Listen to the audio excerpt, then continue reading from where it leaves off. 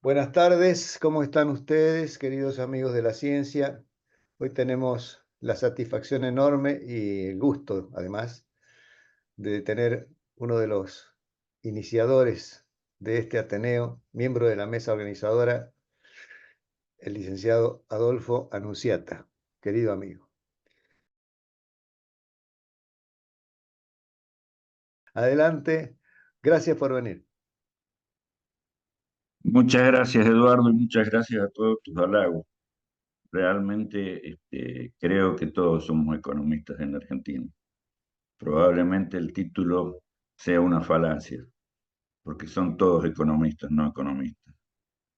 Bueno, pasando al tema más importante, es cómo encuadrar esta charla para que le sea útil al menos en captar cinco o seis ideas fuerzas que me parece que es lo que podría llegar a transmitirle en una hora de exposición. Bueno, la ciencia económica es una ciencia que estudia el comportamiento de los seres humanos en la necesidad de satisfacer sus múltiples e infinitas necesidades a partir de recursos que sean útiles para ello y que son muy escasos. Entonces, ahí tenemos una definición, creo que es bastante abarcativa, de que en realidad la ciencia económica estudia el comportamiento humano frente a determinados hechos. Esos hechos son los hechos económicos, que implican el cambio de propiedad o el traspaso o el intercambio de bienes y servicios. Y allí aparece un poco la idea de la portada, donde he querido significar que esas figuras que se están mirando ante sí, ese conjunto de figuras, significan protagonistas del mercado. En el otro slide están dos individuos negociando cara a cara. En la próxima figura se observan dos caras mirando distintas direcciones. Esto lo que he querido representar es que cada uno de estos agentes económicos, o cuando actuamos como agentes económicos, lo podemos hacer como quienes compran y quienes venden, o sea, ofrecemos servicio y demandamos servicio. Voy a poner un ejemplo. Supongamos un kinesiólogo que está trabajando con un paciente en la camilla y está prestándole el servicio. Mientras en un momento de ese trabajo, cuando está con el aparato calentando los músculos, él por teléfono le concreta una operación de compra de un aire acondicionado para instalar en ese negocio. En ese momento, él es oferente y demandante. Él está ofreciendo un servicio y está simultáneamente demandando un bien que necesita para su actividad.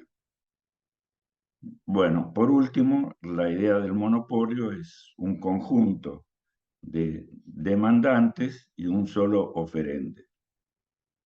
Está la figura también del monopsonio, que es un solo comprador, pero bueno, no lo vamos a desarrollar. En este slide lo que quiero mostrar es la circulación. Acá hay una doble circulación. Esa circulación se produce entre los individuos que protagonizan el hecho económico.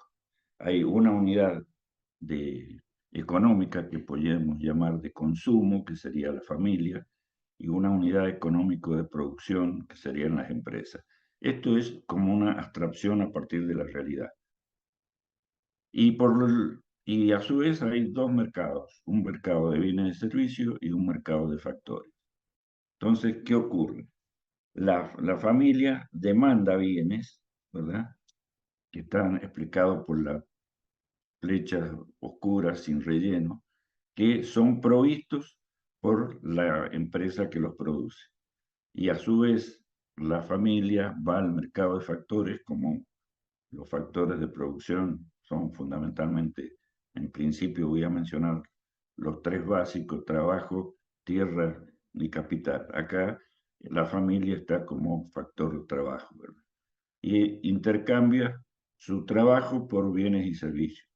Y a su vez, por adentro hay una línea punteada que significa el pago de esos factores o de esos bienes o de esos servicios. Entonces hay una circulación en un sentido, que es la circulación de los bienes reales, y hay otra satisfacción, otra circulación, perdón, de los fondos monetarios o de los ingresos de los factores. Esto me ha permitido ubicarlos en el contexto global y muy simple y muy sencillo de cómo se genera el movimiento de la actividad económica. Para eso la teoría económica ha resuelto establecer determinados modelos que son un set o un conjunto de herramientas para poder abstraer y analizar la realidad a partir de las relaciones existentes entre variables que entienden están correlacionadas o que generan algunos patrones de conducta, algunas premisas básicas de ese funcionamiento y varios supuestos. Por tratarse de una ciencia social, la posibilidad de analizar simultáneamente muchas variables es imposible. Entonces, para eso, en la ciencia económica, o en el estudio de la ciencia económica, se ha encontrado un truco magnífico, que es el ceteris paribus. Ceteris paribus significa dejar todas las otras variables constantes o afuera del problema. Entonces, a mí me permite trabajar con dos o a lo sumo tres variables simultáneamente en un modelo en el cual pretendo de alguna manera identificar ese hecho económico. También se ha tratado de llevar esto a fórmulas matemáticas en términos de funciones, donde una variable y es una función que depende de la variable x, por ejemplo, donde y puede ser la cantidad que uno quiere de un bien y x es el precio de ese bien, o al revés. Estas expresiones de voluntad económica se expresan en lo que se llama el mercado. Eso cuadro de flujo que mostré al principio implica la concurrencia de voluntades a los efectos de generar los intercambios. Estos intercambios se producen en los mercados. Los mercados pueden ser de distintos tipos, pueden ser mercados de bienes, pueden ser mercados de servicios, pueden ser mercados monetarios, distintas clases de bienes. Lamentablemente no me puedo detener en la definición o en el funcionamiento de cada uno de ellos. Simplemente la idea es que en el mercado se determina a partir de la confluencia de estas voluntades intercambio de bienes y servicios y factores. Y allí se hacen a través de un precio, que es el que determina para la ciencia económica la ley de la oferta y la demanda. Esta es una de las leyes principales que se ha desarrollado ampliamente en todo lo que se llama la teoría del mercado. Aquí aparece una figura muy significativa que es el demandante o el consumidor. Entonces, el consumidor, dijimos, era quien quería satisfacer necesidades a partir de recursos que existen, pero que son escasos, debe decidir. Y esa decisión va a estar definida por una curva de demanda que muestra a qué precio él está dispuesto a comprar algún producto X, llamémoslo así. Para eso se ha recurrido a una expresión gráfica tradicional, o más bien estándar, donde si ustedes observan en esta figura, la función demanda es una relación entre el precio y la cantidad. A un precio alto, lo que yo estoy dispuesto a demandar es muy poco. En la medida en que va bajando el precio, estoy dispuesto a ir demandando más cantidad de ese bien, hasta llegar acá, hasta la letra Q, en el caso hipotético de este gráfico de la función demanda. Esta función demanda, como ustedes ven, va creciendo o decreciendo, dependiendo de donde empiece a analizarla, a tasas distintas. Al principio, el cambio en precio implica muy poco cambio en la cantidad demandada. Acá al final, a la mano derecha de abajo, un cambio muy bajo del precio implica un cambio importante en la cantidad. Esto es lo que se conoce como la elasticidad de la demanda. Acá, por ejemplo, tenemos un bien que tiene una curva de demanda bastante elástica. ¿Esto qué quiere decir? Que ante un cambio en precio del precio P sub 0 al precio P sub 1, el aumento en la cantidad que se demanda es grande, va de Q sub 0 a Q sub 1. Esto hay muchos bienes, sobre todo los commodities, que tienen demandas de este estilo. Acá hay una demanda más bien tradicional. Esta curva es prácticamente paralela al eje de la Y, ¿no es cierto? En este sentido. Un pequeño cambio un cambio en el precio no afecta el cambio en la cantidad. Esta es una demanda típica de los medicamentos, por ejemplo. ¿No es cierto? Uno, independientemente del precio, requiere una cantidad de ese medicamento. Entonces, se mueve con una curva en este sentido. Además de la función demanda, está la función oferta. En la función oferta hay un componente importante y es el costo de producción del bien que se está dispuesto a ofrecer. Ese bien cuesta producirlo o ese servicio, pero también se puede reflejar como una curva, una función de oferta, en el cual a un precio P sub 0 estamos dispuestos a ofrecer una cantidad Q sub 0. A medida que el precio sube, a peso 1, por ejemplo, observamos que la cantidad que estamos dispuestos a ofrecer es Q sub 1. Y así continuamos. Así también acá se observa el tema de la elasticidad de la oferta y la elasticidad y la inelasticidad, ¿verdad? Este gráfico refleja otro caso. Este caso es, nosotros hasta ahora hemos visto, tanto en oferta como en demanda, una sola curva, o sea, el cambio en precio se genera precio en la cantidad demandada del producto, bajando a medida que sube el precio, o una cantidad ofrecida que baja a medida que baja el precio y que sube a medida que sube el precio. Es el desarrollo sobre esta línea supply of.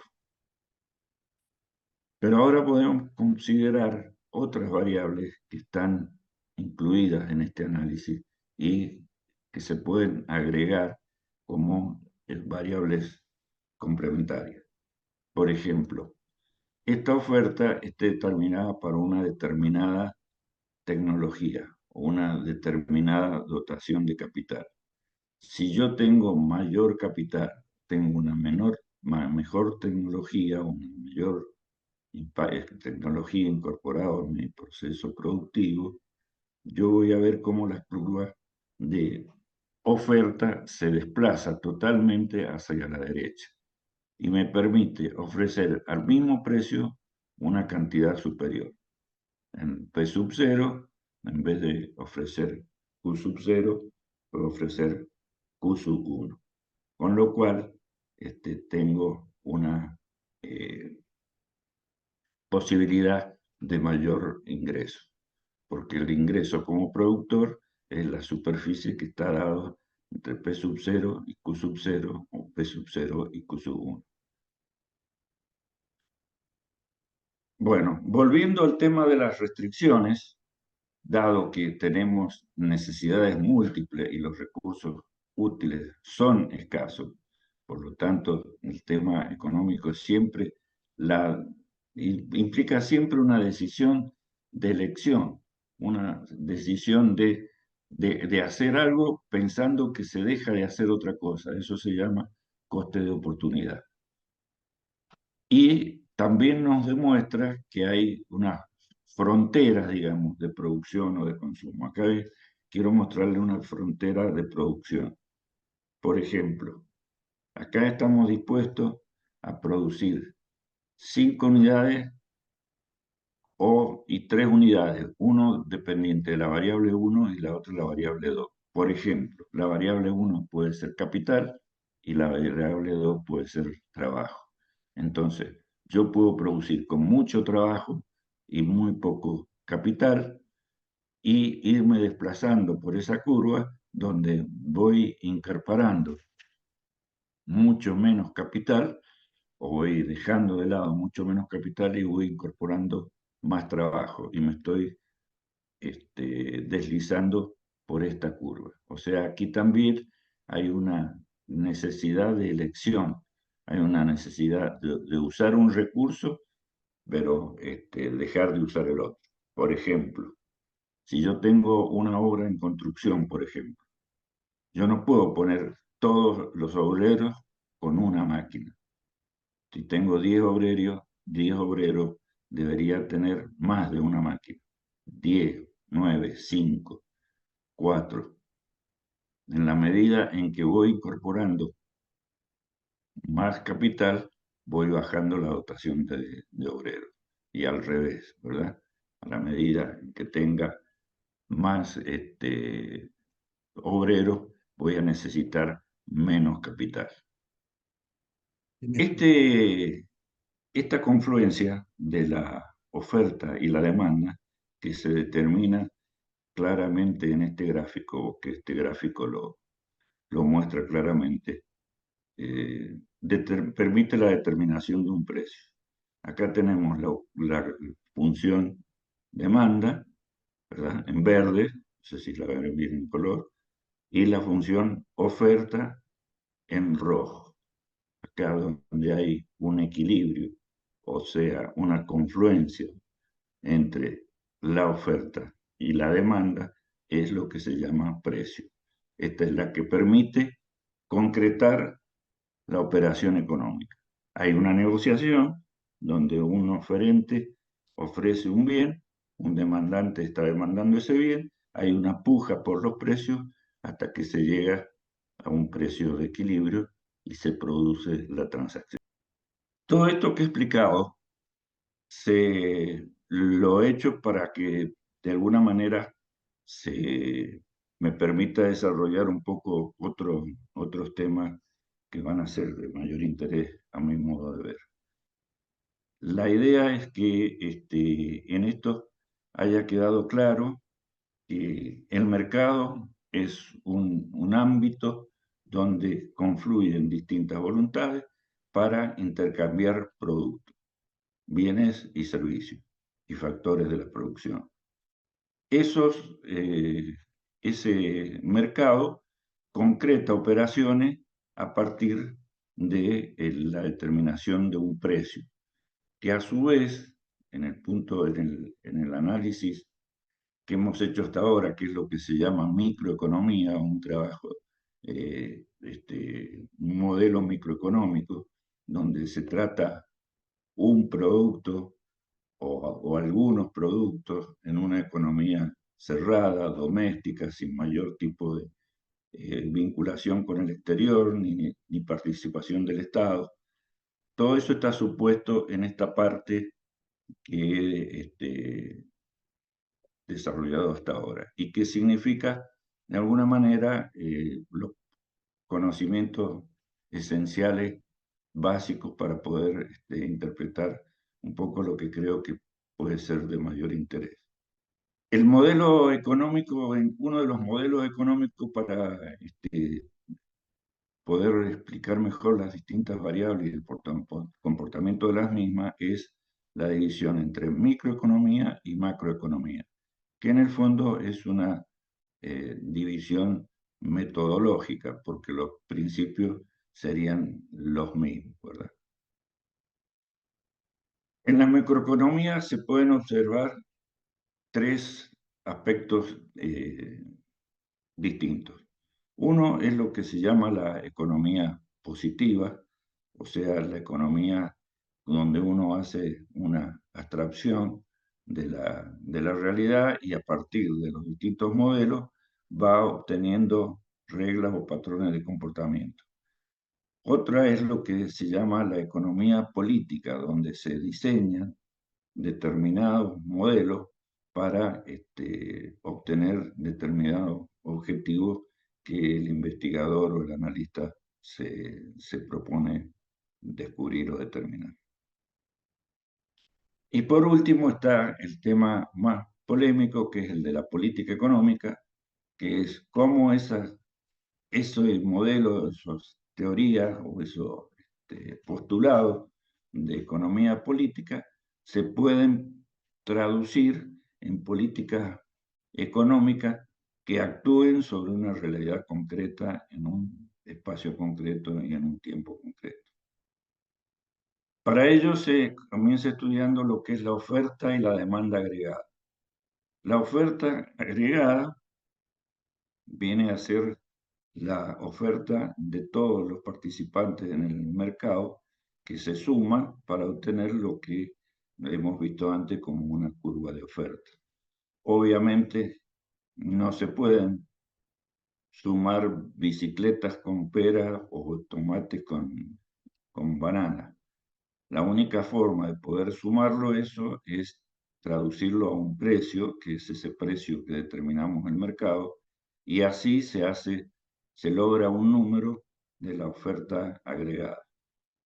Lo mismo ocurre con el tema de la demanda agregada, ¿cierto? La demanda de cada uno de los individuos se puede sumar en función de sus precios y obtener la demanda agregada, la demanda global para un país, para un conglomerado de gente, para una ciudad, para un espacio determinado, en un momento en el tiempo. Esto nos permite hablar del tema de la producción y de la renta. La producción de un país, o lo vamos a considerar igual a la renta que genera, se puede destinar por parte de la sociedad a consumirla o ahorrarla, por el lado de la familia. Por el lado de una empresa podría ser o a consumir o a invertir. Con lo cual se puede hablar de una relación entre consumo, ahorro e inversión bastante directa. O sea, el consumo más el ahorro viene a ser igual al consumo más la inversión. ¿Qué significa el ahorro? El ahorro significa posponer consumo, estar dispuesto a dejar de consumir para consumir en el futuro. Es un tema intertemporal, o sea, pensamos que es conveniente no consumir toda nuestra renta y ahorrar una parte de ella. Ese mismo agente económico puede decir, bueno, pero este ahorro lo quiero transformar en una inversión, ¿verdad? Entonces pasa a tener un ahorro a tener una inversión. Esto es en una economía que se llama economía doméstica. Hasta aquí no hay participación de otros agentes.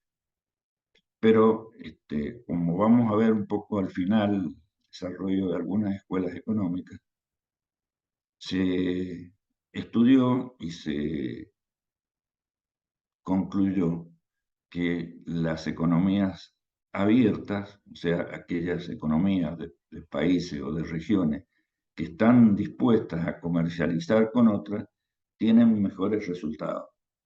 Entonces aparece la idea de la exportación y la importación. o sea, países que no producen un determinado producto y que producen en abundancia otro, pueden comercializar o pueden ir a un mercado internacional a intercambiar esos productos.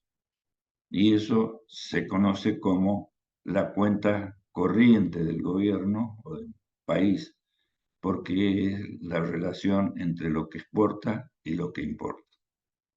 Desde la aparición del Estado, el Estado siempre tuvo una participación en la economía, en algunos casos muy mínima, en otros casos muy importante.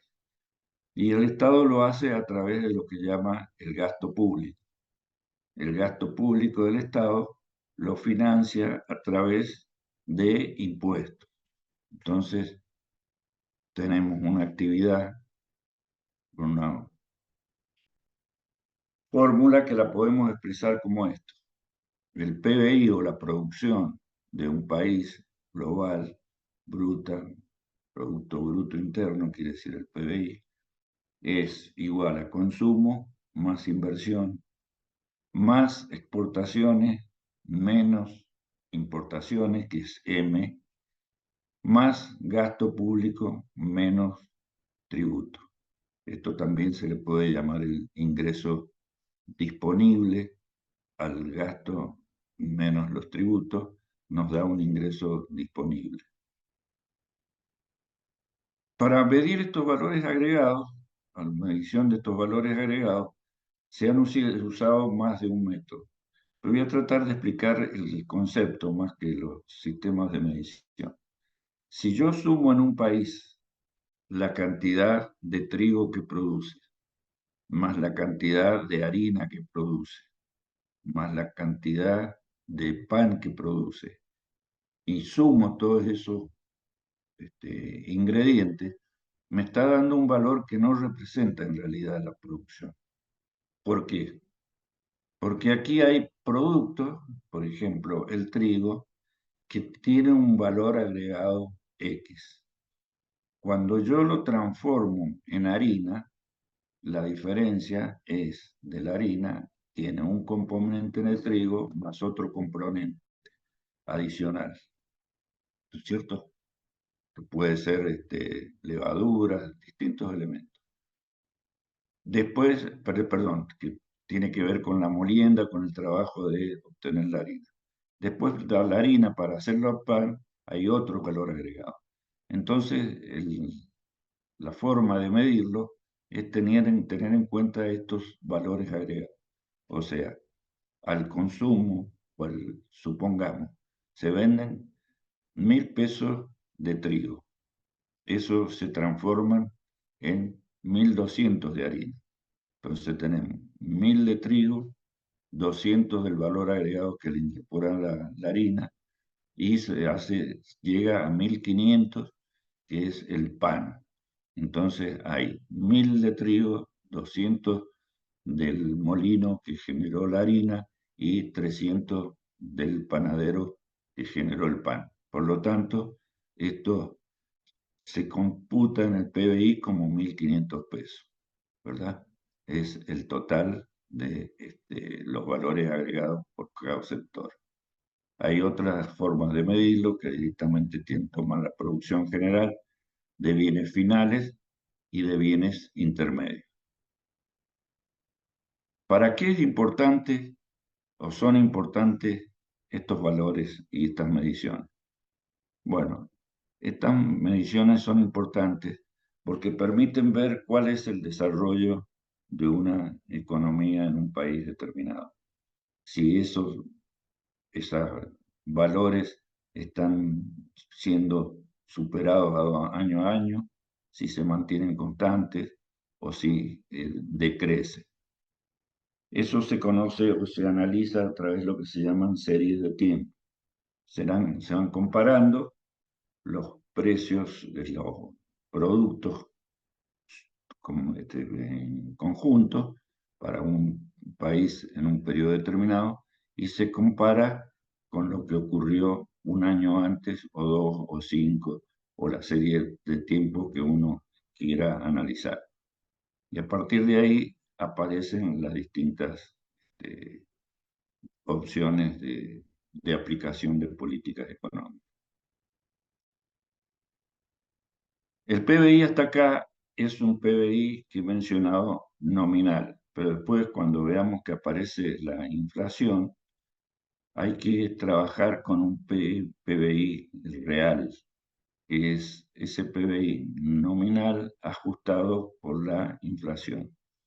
Bueno, como argentinos sabemos que no es lo mismo que un conjunto, un bien valorizado a X pesos hace 100 años, 105 años, a lo que es un bien que estamos valorizando al precio de hoy. Esto es una diferencia importante, sobre todo en economías inflacionarias. El otro dato que es muy importante para efectuar comparaciones y análisis es que este PBI, digamos, se calcule no solamente el global para una población, porque obviamente, supuestamente, un país con más población tiene más PBI y una con menos población tiene menos PBI. Por eso se calcula y se trabaja bastante con lo que se llama el PBI per cápita, o sea, la producción bruta interna total dividida en la cantidad de población.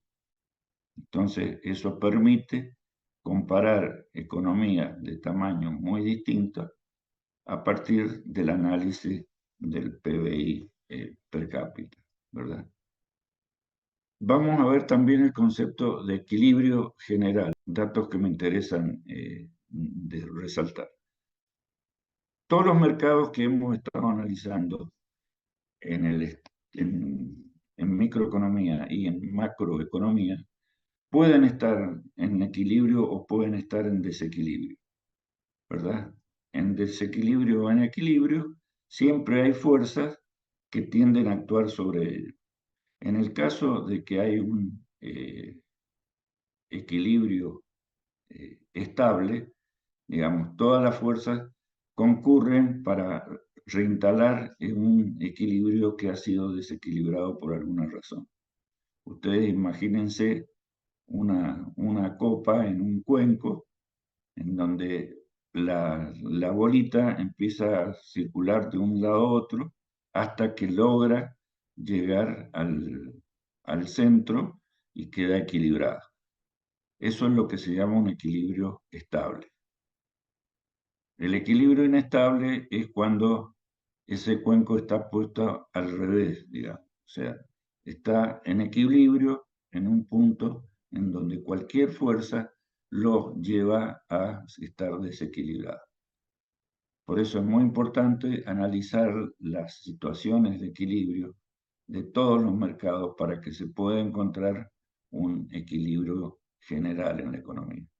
Y esto es un tema bastante debatido en la ciencia económica y bastante confrontado en distintos aspectos. Con estos datos que hemos podido de alguna manera transmitir, creo, hasta este momento, podemos hablar del concepto de riqueza, que es una idea de los recursos, la dotación de recursos que tiene un país en un determinado momento. Esto es una variable, digamos, stock. En economía se usa mucho trabajar con lo que son los flujos y lo que son los stock. El stock es lo que yo poseo en un determinado momento. Es como si yo analizara una foto. En cambio, el flujo es como si yo analizara una película que se desarrolla en un X periodo de tiempo, hasta que puedo determinar otra foto a ese otro momento en el tiempo. Esto es muy importante porque a partir de las decisiones de economía política, estas decisiones de economía política se toman muchas veces pensando en lo que se llama un corto plazo y lo que se llama un largo plazo. O sea, hay medidas económicas que tienen efectos en el corto plazo y que son muy útiles para ese corto plazo y para cumplir los objetivos que se ha propuesto. pero hay algunas que lo son para el largo plazo y no para el corto plazo. Entonces es importante hacer esta distinción de tiempo en cuanto a los distintos, eh, las distintas medidas de política económica. Acá vamos a entrar en dos o tres temas que los voy a tocar muy por encima porque lamentablemente no nos da el tiempo. La teoría de los ciclos económicos y del crecimiento y la recesión. Bueno, los ciclos económicos se producen en general en periodos de tiempo que se estiman entre 3 y 7 o 10 años, donde hay determinado accionar de la economía que genera un periodo de auge o de crecimiento. Después, por distintas razones o por algunos desequilibrios o algunos de esos desequilibrios parciales que yo les he mencionado anteriormente, se produce una disminución de ese crecimiento y entonces se encuentra que hay ciclos de crecimiento y ciclos de decrecimiento económico, que de alguna medida se producen en todos los procesos económicos. Ahora, también hay otras situaciones en las cuales estos ciclos económicos están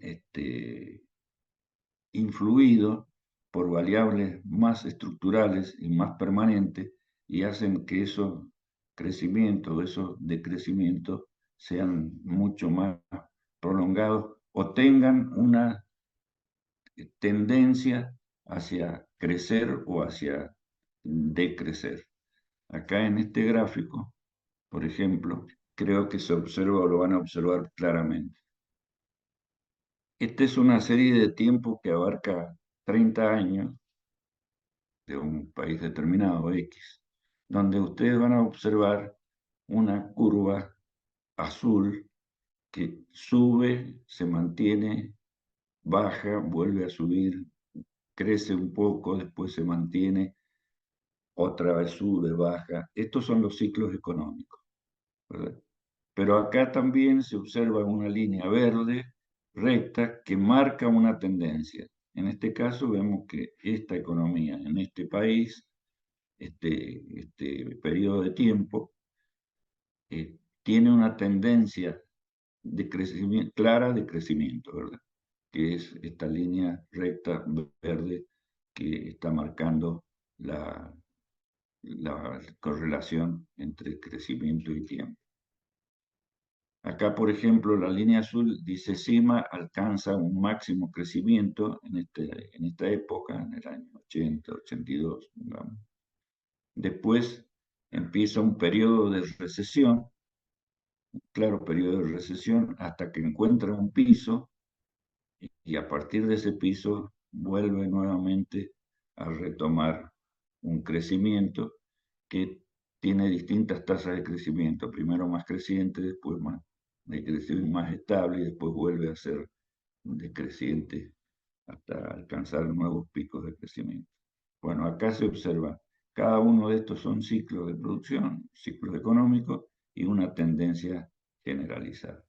Volviendo a lo que estábamos hablando, esto supone que hay un crecimiento y ese crecimiento es una torta. Imagínense una torta de una pizza, ¿verdad?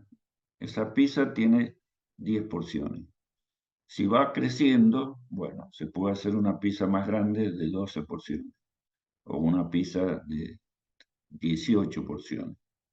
Bueno, a medida que eso va creciendo, aparece el tema de cómo se distribuye. Y acá aparece el tema de la distribución del ingreso. Si no hay crecimiento ni decrecimiento ni recesión, si hay una situación totalmente estable, lo que ocurre es que no debería haber una puja distributiva importante. El problema se produce en la medida en que haya un crecimiento o un decrecimiento, que es más grave. a la medida que hay un crecimiento, hay distintos factores que pretenden tener un porcentaje mayor de ese crecimiento adicional. Y esto es lo que se genera como problemas de distribución del ingreso. Y si hay una recesión, la cosa es peor, porque en la medida en que la pizza tenga menos porciones, son menos los que están dispuestos a perder parte de la porción que le tocaba. Y esto es lo que se llama como la puja distributiva, que tiene realmente un impacto importante en cualquier medida de política económica. Y cualquier política económica debe tener en cuenta esta situación. Esto es medido en términos de producto o de actividad real de la economía. Si queremos hablar de estabilidad y de inflación, tenemos que entrar a otro aspecto. Y este aspecto es qué pasa con los valores monetarios, porque cuando les mostré el gráfico inicial, había un flujo real de bienes y servicios, ¿no es cierto?, que iba la producción, el consumo, el consumidor que trabajaba y generaba productos y se generaba esa rueda de circulación que tenía como contrapartida el pago de flujos monetarios. El problema es cuando estos flujos monetarios, lo vamos a ver un poco más adelante, cambian porque hay una inflación. La inflación es el aumento sostenido en el nivel general de los precios en un periodo determinado. O sea, inflación no es que suba el precio del producto X, del producto A, del producto Z. Inflación es cuando se da el cambio en el nivel general de esos precios, que incluye prácticamente todos los precios de la economía, y que sea por un periodo sostenido, X meses o X semestres, para poder hablar de una tasa de inflación. La tasa de inflación se pueden analizar a partir del resultado del estudio de los precios de muchos productos, ya sean agrupados por actividades, agrupados por destino final, por ejemplo. Hay bienes que son para ser consumidos, hay bienes para ser invertidos, son bienes intermediarios, hay bienes de una actividad X como la alimentación, hay bienes industriales, bienes agropecuarios. Bueno, cada uno de esos bienes se puede analizar el comportamiento de los precios para determinar los cambios a través del tiempo de esos precios. La deflación es el efecto contrario, o sea, bueno, acá es cuando hablamos de un aumento de esos precios, ¿verdad? Y la deflación es cuando hablamos de una disminución de esos precios. Esto genera distintos efectos en la economía que lamentablemente no podemos desarrollarlos en profundidad. Lo que sí es importante es que distingamos lo que son los valores normales de los nominales, perdón, de los valores reales. Los valores nominales son aquellos que están expresados en los precios del momento, ¿cierto? En cualquier momento yo tengo los valores que son las cantidades por los precios, me da un valor nominal.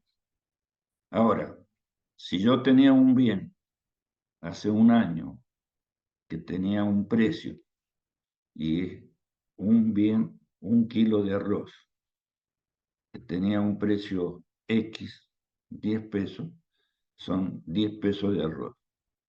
Hoy, si hay inflación, voy a tener 1 kilo de arroz, pero ese kilo de arroz no va a ser de 10 pesos, va a ser 12 pesos, pero yo sigo teniendo el mismo kilo de arroz.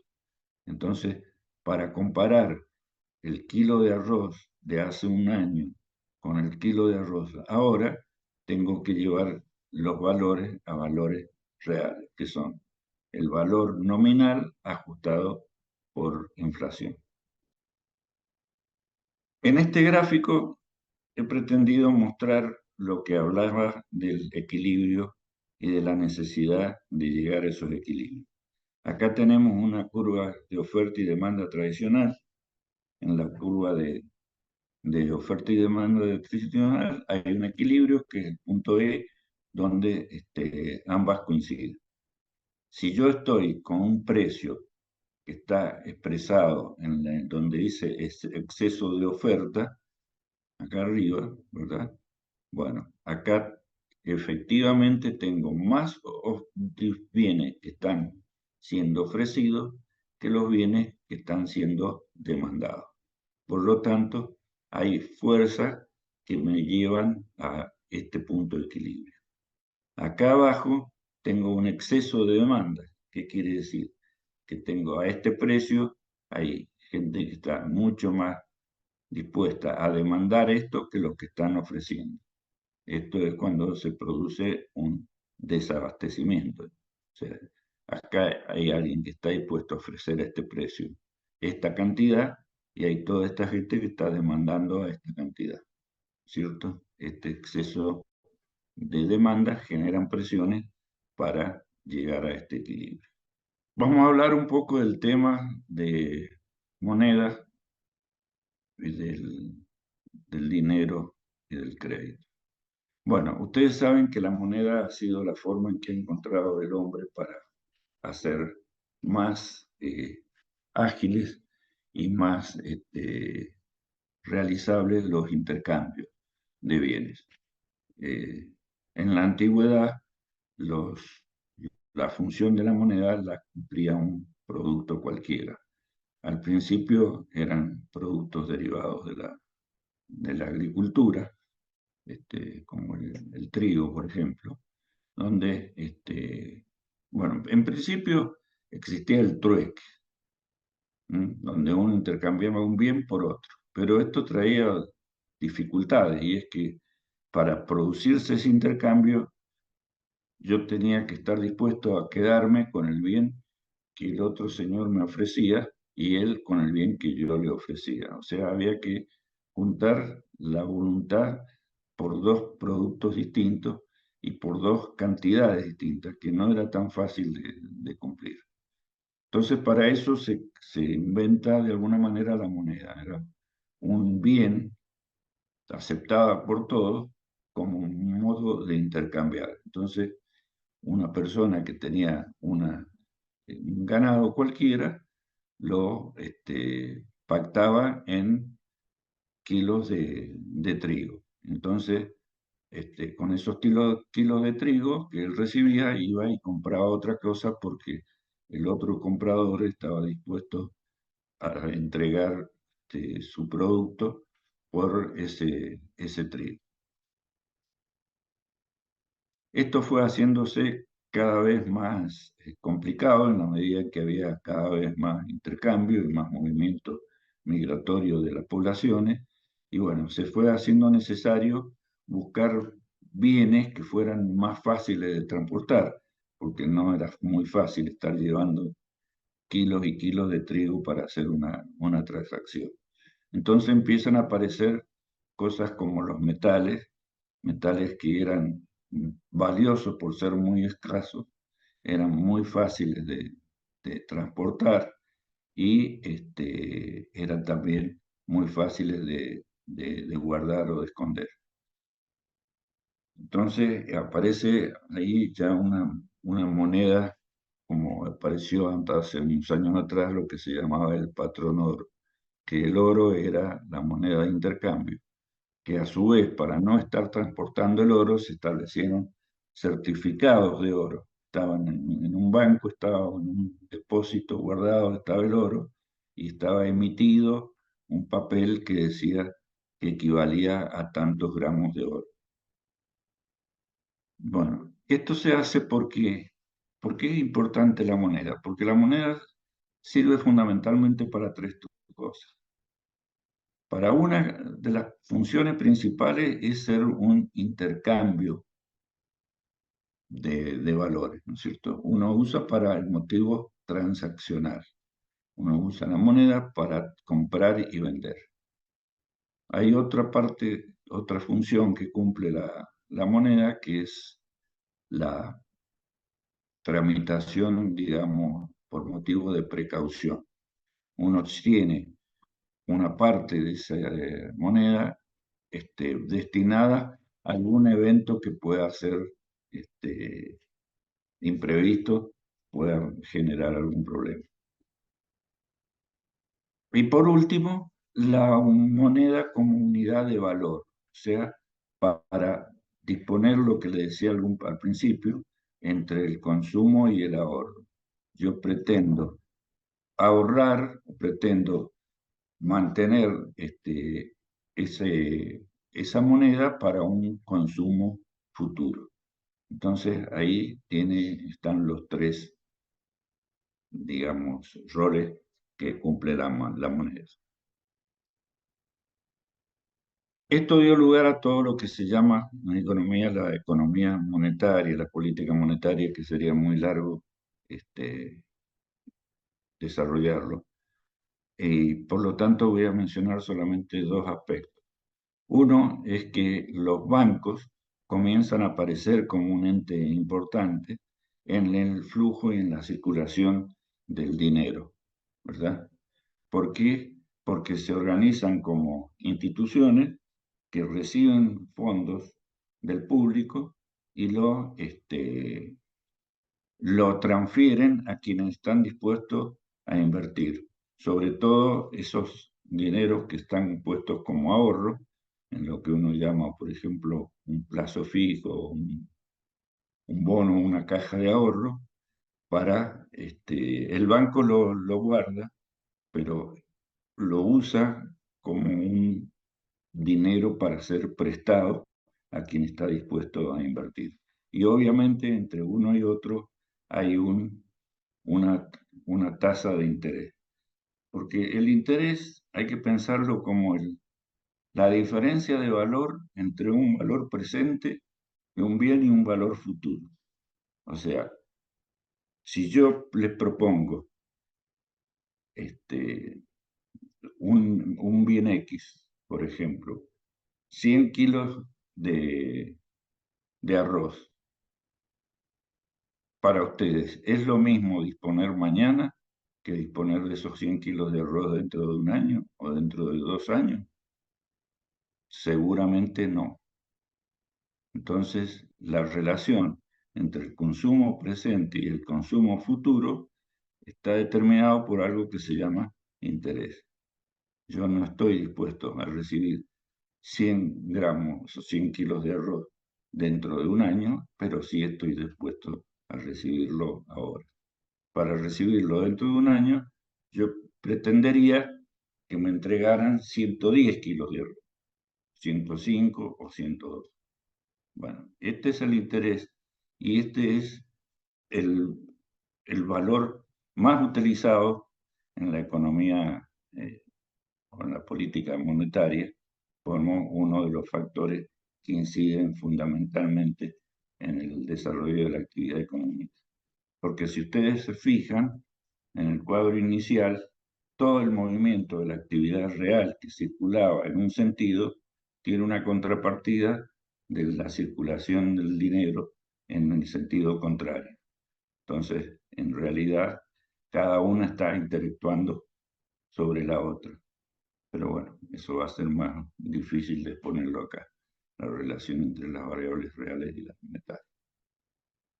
Bueno, como variables financieras, creo que sería interesante poder desarrollar en más tiempo esta variable, pero no, va a ser imposible. Eh, el mercado que más claramente refleja un movimiento importantísimo son los mercados de valores o los mercados financieros, donde se transan cantidad de papeles que representan acciones de distintas empresas y que cambian de mano en mano a una velocidad impresionante que lo hacen incluso a través del mundo, captando las diferencias horarias de cada uno de los mercados, porque cuando está abierto el mercado de Japón, está cerrado el de Europa y el de Estados Unidos. Pero cuando está cerrando el de Japón o el del Lejano Oriente, empieza a abrir el de Medio Oriente. Y después abre el de Europa y después abre el de Estados Unidos. Y todos esos movimientos se van reflejando en estas distintas bolsas, dando la vuelta al mundo todos los días laborables.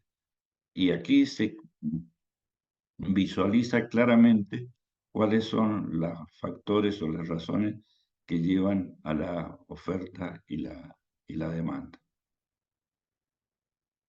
Para concluir esta parte, antes de entrar una mera descripción de las principales escuelas económicas, eh, quiero transmitirle la idea de que me interesa que les quede grabado fundamentalmente.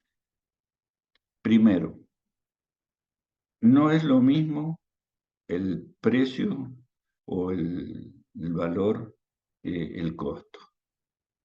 El costo está determinado por los factores de producción, pero los precios se determinan entre la oferta y la demanda.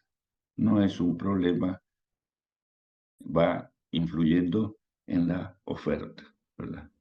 Esa es una de las premisas fundamentales. Lo otro que me interesaba que, que captaran o que pudieran retener es el concepto importante de lo que son los stocks y lo que son los flujos, lo que es un valor presente y lo que es un valor futuro.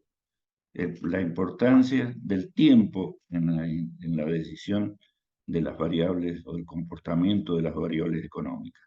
Estos son aspectos que es importante que lo hayan podido captar, porque en realidad es lo que eh, les permite comprender un poco más el análisis económico. He querido transmitirle algunas de las reglas básicas y algunos de los conceptos básicos para que les quede grabado algo útil, porque obviamente en una hora es imposible desarrollar un tema, o al menos yo no he sido capaz de hacerlo.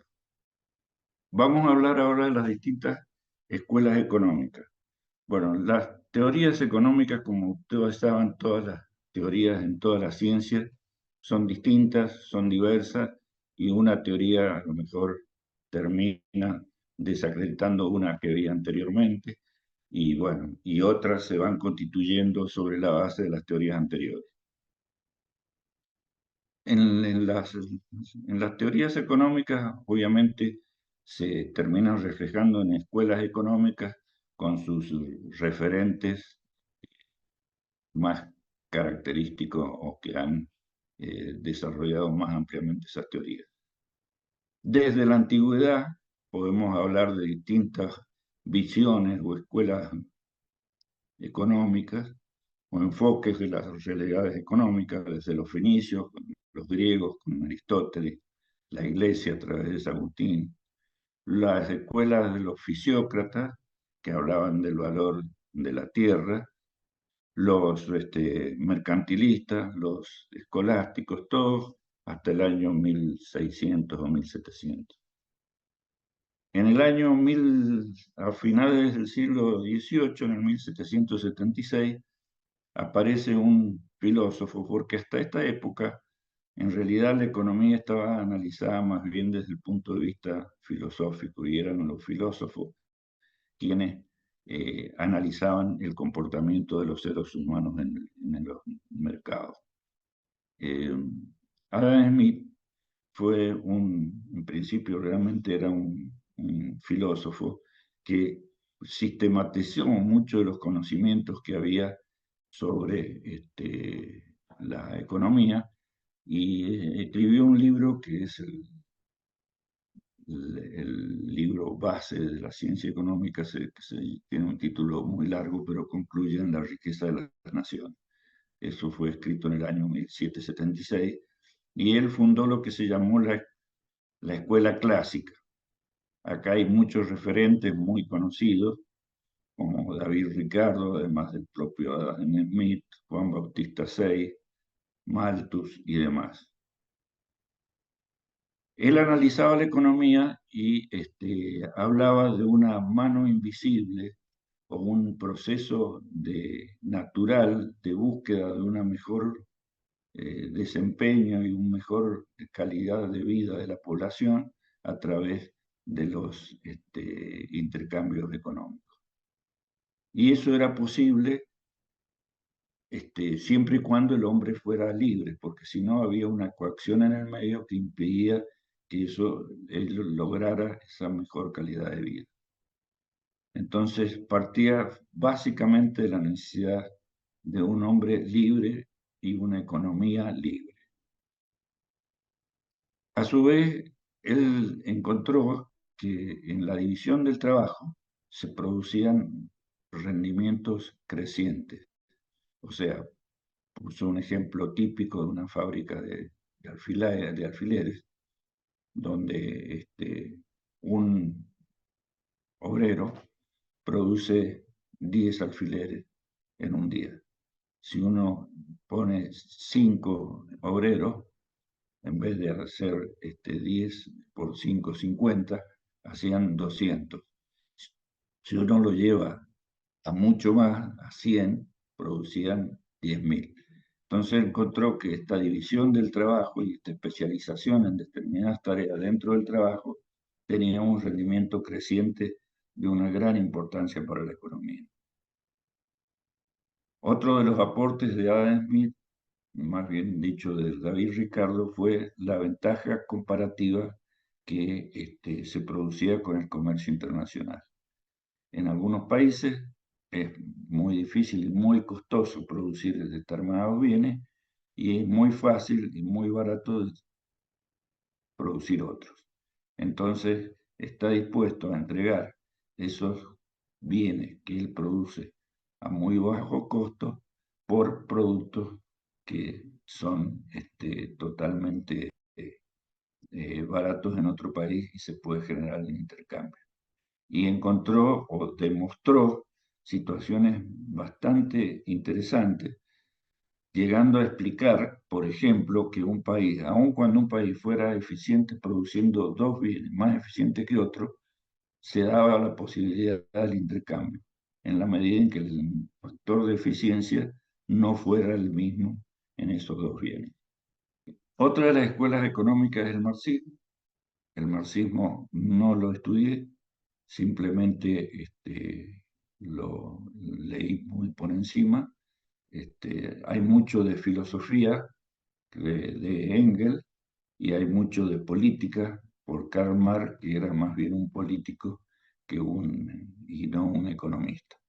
Él aparece como una crítica a todo lo desarrollado por la escuela clásica de economía, en su libro El Capital, y él parte de la base de que el valor de los bienes lo produce solamente el trabajo. Solo el trabajo produce la riqueza. Y todo lo que se produce el trabajo que no va al trabajador es la plusvalía que se llevan los capitalistas. Y ese sistema no es un sistema óptimo para la sociedad.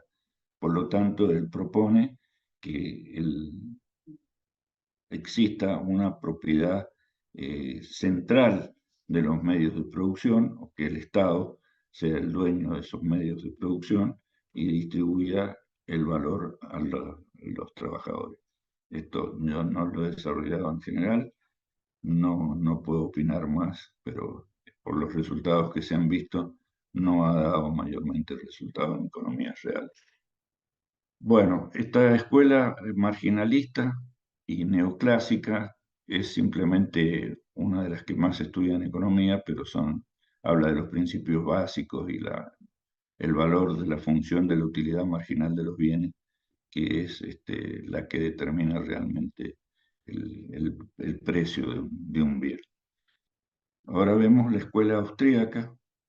La escuela austríaca se desarrolló en el año 1800, con Karl Merger, con Ludwig von Mises y con Hayek, que establecían fundamentalmente que la teoría del valor es una teoría subjetiva y lo que se valora es la próxima o la última unidad, el análisis de la escuela marginalista de Marshall.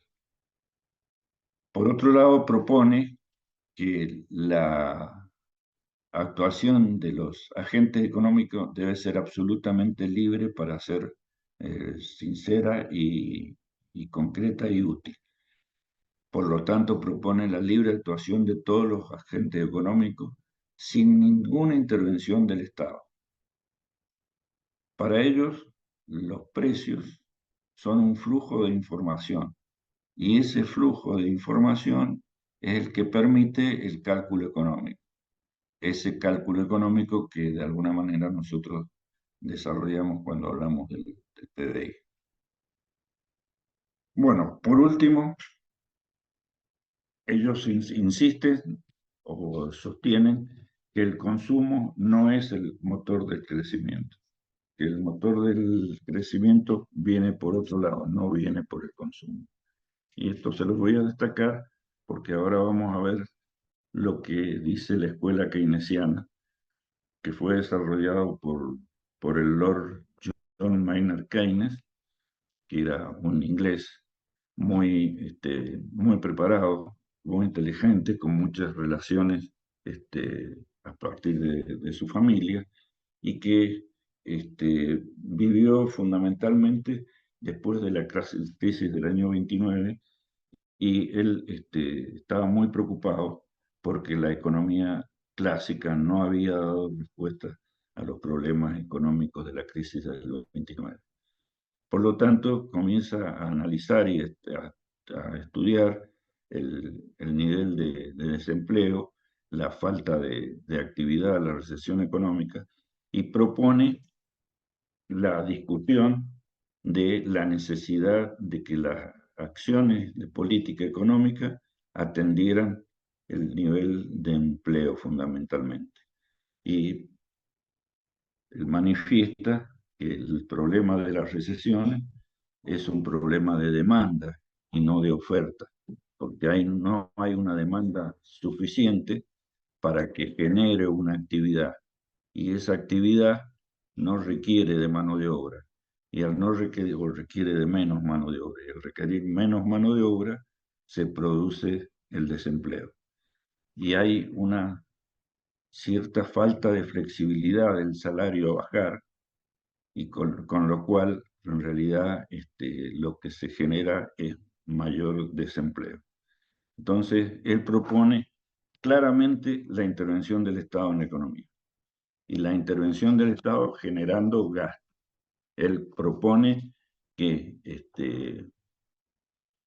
solo se puede aumentar la producción y el empleo si el gobierno gasta o mete el gasto público con su intervención. Esto genera una mayor actividad, esa mayor actividad genera un mayor consumo, hay una propensión a consumir, y esa propensión a consumir genera lo que él llama el efecto multiplicador. Cada uno de los que van actuando y consiguiendo un nuevo empleo son nuevos consumidores que van generando nuevas demandas. Esto aparentemente, y como tal, funcionó en el corto plazo, tan es así que la escuela keynesiana ha tenido mucha vigencia hasta hace unos años, porque dio respuestas a algunas situaciones de crisis económica y de altos niveles de desempleo. Para el keynesianismo, el consumo es una función importante del ingreso, ¿verdad? No es lo mismo que opina la escuela austriaca.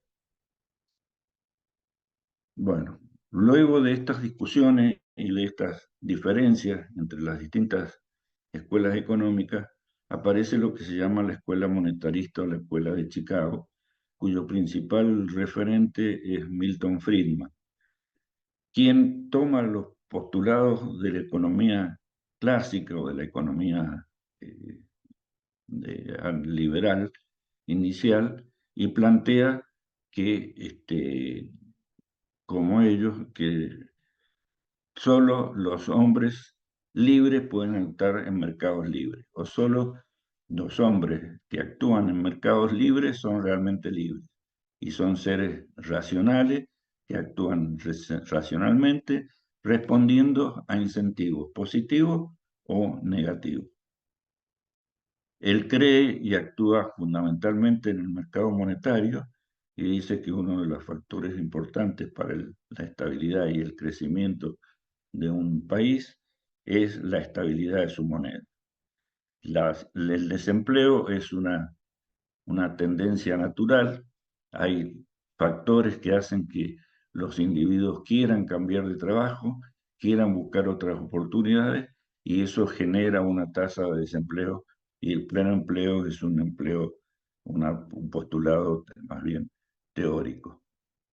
Para él, la inflación es un fenómeno exclusivamente monetario.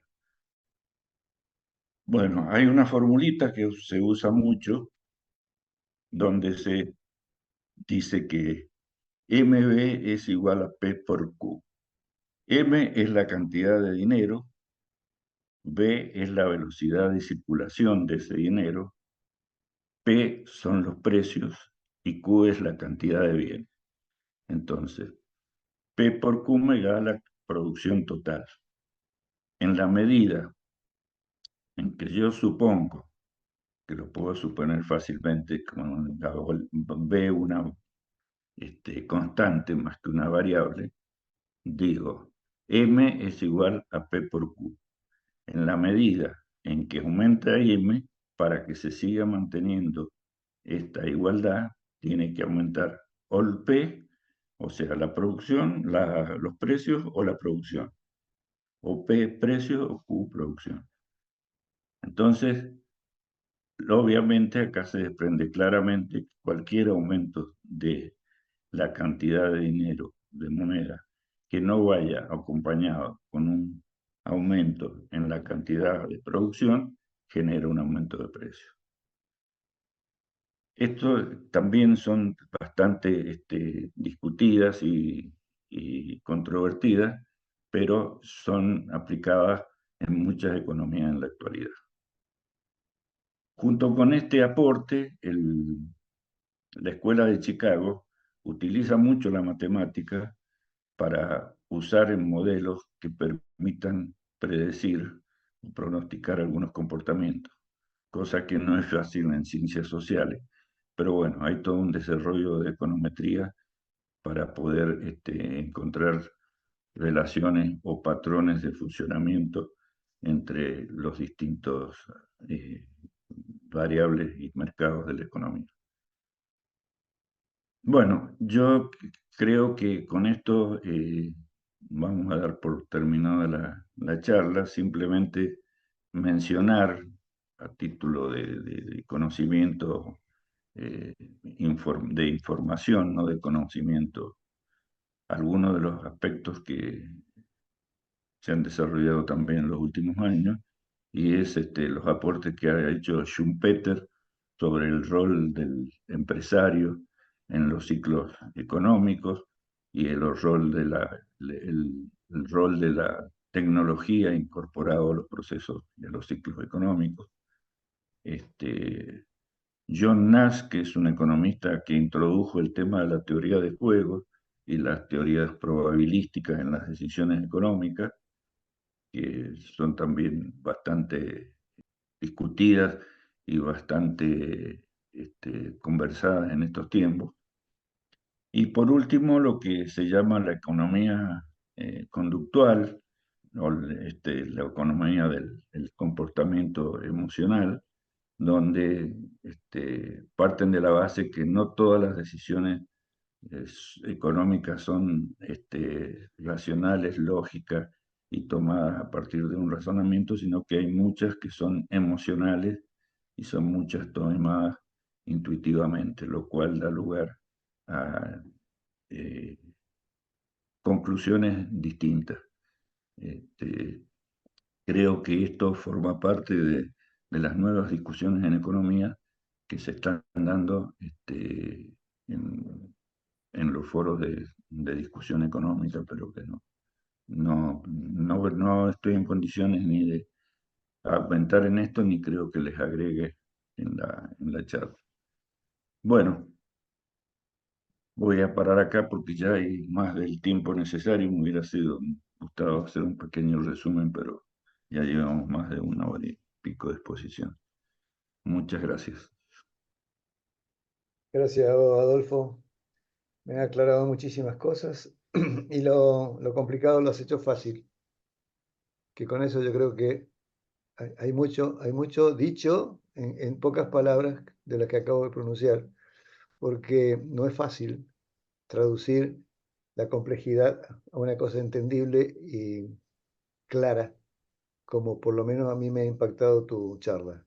Si bien es cierto que el propósito o el escenario que abarca tu ciencia, tu especialidad es demasiado amplio, como quedó de manifiesto acá para 1 hora.